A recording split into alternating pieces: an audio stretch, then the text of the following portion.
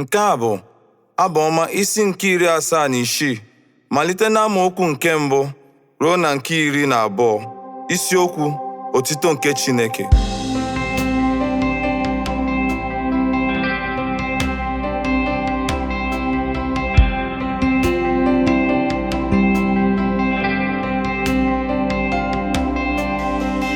Onye amaworo na Juda ka Chineke bụ, n'izuụka anya dị ukwuu, ọ bụkwa na Selem ka ụlọ ntu ya dị, ebe obibi ya dịkwa na Zayọn. N'ebe ahụ ka ọ gbajiri akụ niile, na-ebu amụma nke ụta na ọta na mma na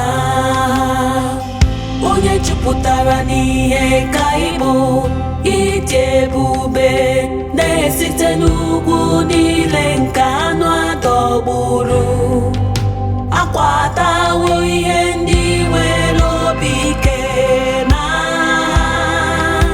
atụworo ụra ha, achọtaghịkwa aka ha, bụ ndị niile bụ dimkpa site n'ịbasị mba ike nke gị, Chineke nke Jekọb. Ma ụgbọala ma ịnyịnya dawo n'oke ụra, gị onwe gị onye a na-atụ egwu ka ị bụ.